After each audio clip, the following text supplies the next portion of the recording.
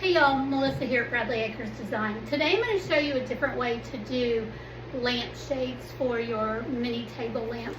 I've shown a tutorial, and I'll link it here, on the paper lamps that I've made out of scrapbook paper.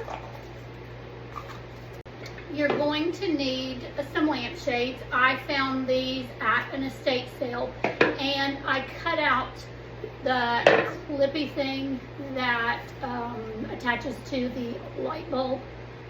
These were just like chandelier shades, and I got them on the half price day, so they were 8 for $4. These were $1. And if you've priced fabric covered lampshades for table lamps, they are a bit pricey, and if you're like me and you use lots of different colors and patterns, you want something a little more economical. So you're going to find your shades. They can be any color because you're going to cover it up. You're going to use some sort of spray adhesive. You're going to need scissors, and you're going to need fabric.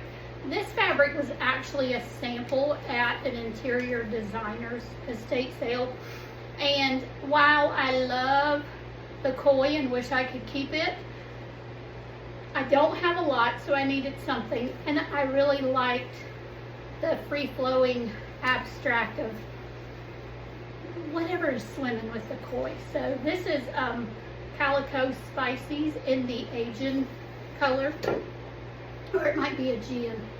I bet it's named for the Aegean Sea. All right, so what I did was I took this fabric and wrapped it around my shade.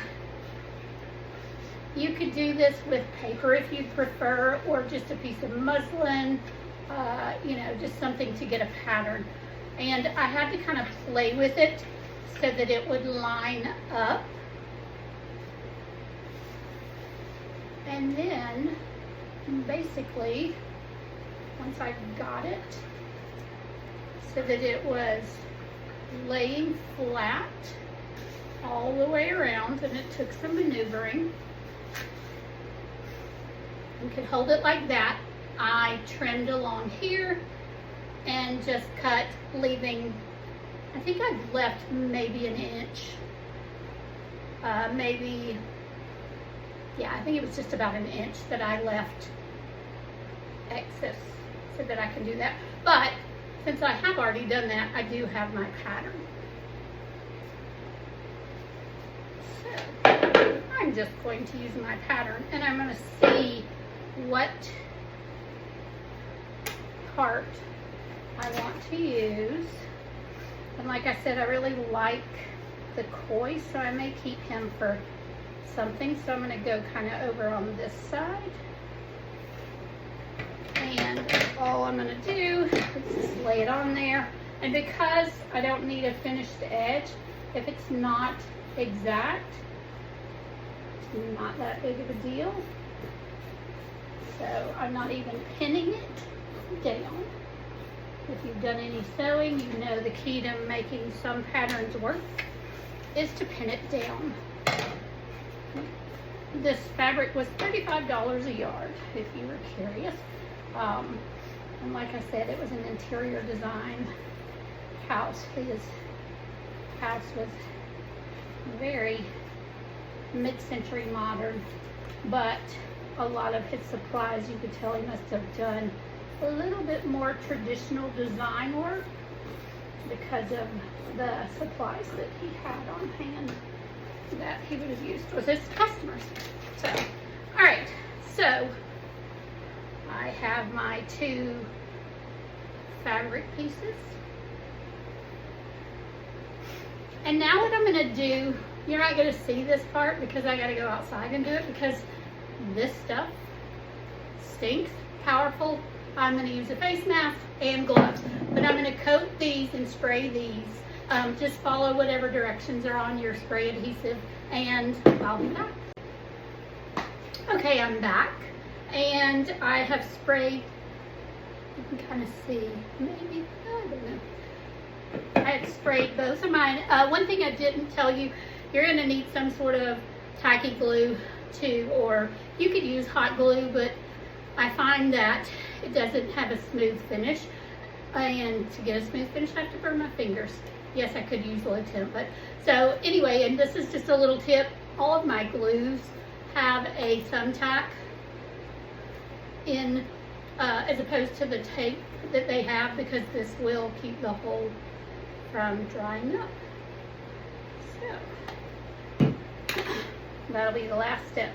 All right, so sometimes this is when you need to be an octopus and try that again. All right, I'm gonna go to the edge.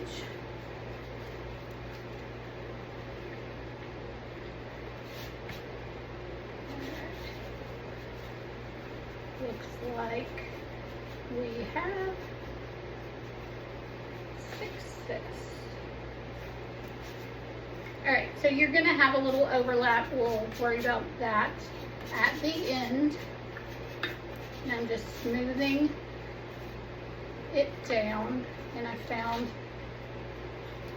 an air pocket. You don't want that, so I'm going back in to smooth it down. All right, so I had quite a little extra. All right, so that was the best method. The last time I did this, it lined up perfect, so I wasn't expecting it not to work. All right, so again, I'm just gonna start here and try in the middle. Yeah, I kind of like that. All right, so I set it in the middle. That was better than the other time. I don't even have to pull it up and redo it. All right.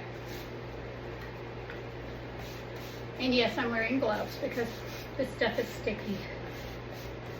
All right, so I'm just smoothing it down. All right, I'll set that one to the side. So now what we're gonna do is we are going to paint along the bottom edge of this fabric, and you may have to do a little trimming, but I'm not going to paint yet this along the bottom of where my fabric's doubled. I'm going to save that for the end. So what you're going to do is I've just painted and work in small sections. Turn it down. Go to your next section.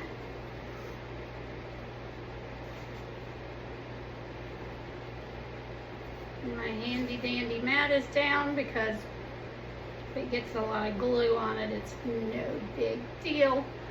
This is some tacky glue I've been using forever and ever. And if I'm not mistaken, they had a TV show back in the day where they did crafts.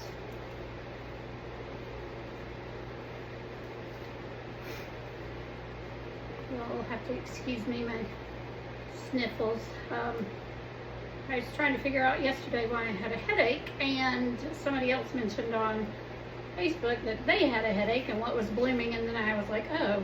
So I went and looked at the allergy count, and mold was high, and that's one of my biggies. It wasn't like high, but for me, even the slightest bit elevation gives me a headache and makes my nose runny. So, all right, so I painted another section. Just gonna go through, fold it down. You can also cut little sections because you are going along the curve. So you may have some kind of overlap, but I just went in and, if you can see it, just painted it and folded it over as opposed to cutting it. Either way works.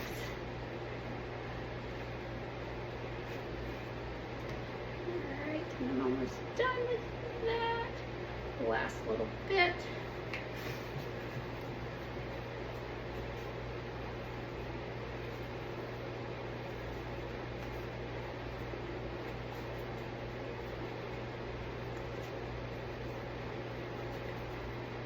Alright, now this top one, I noticed that I have quite a bit of extra fabric, so I'm going to trim it before I glue it down. So I'm going to do that, and I'll be right back. Okay, cut a little excess, so now it's not as much to fold down because those metal pieces are very close to the top, so I'm not going to have as much room to fold the fabric out of the way. You could cut and put it around it, but I didn't. Trust yourself, you can do it. Alright, so same process. I'm just taking my tacky glue and painting along the hem, the extra, and then I'll fold it down into place. And the top isn't as wide, so it's going quicker. I only have to actually do kind of a half for that.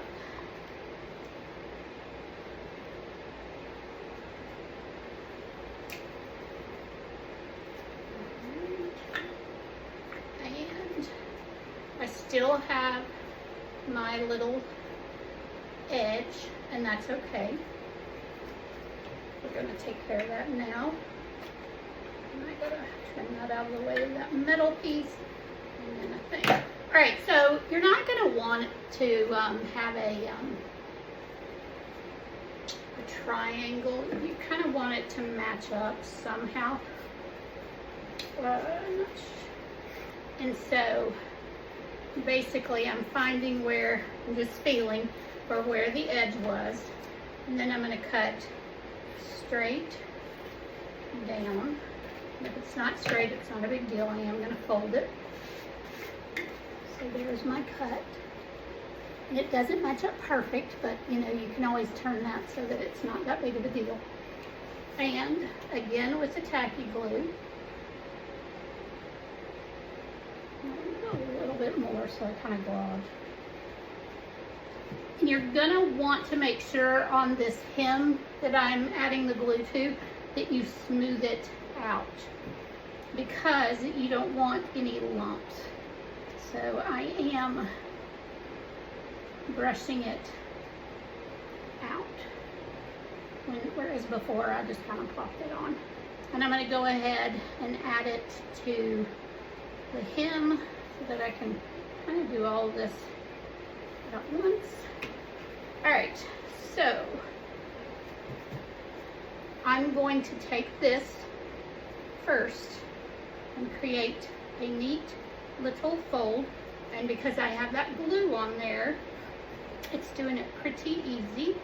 And then I'm going to go again with my glue and paint along the edge to get that to lay flat. Of course there I have a wrinkle, so you don't want any wrinkles.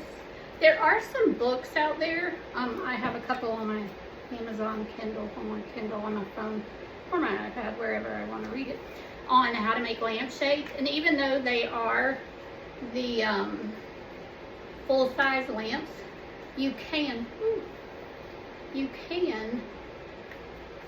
make them a smaller size. So, alright, so I'm just tucking that down.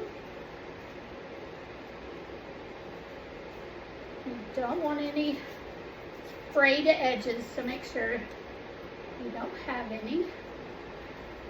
And you're just going to let this dry. And I'm going to show you on this one because I have a feeling I'll wind up using it on this one. And with the way that I cut these, they just sit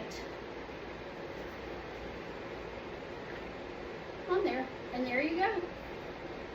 An easy fabric covered lampshade for your table lamps. And I'll show you on the table next.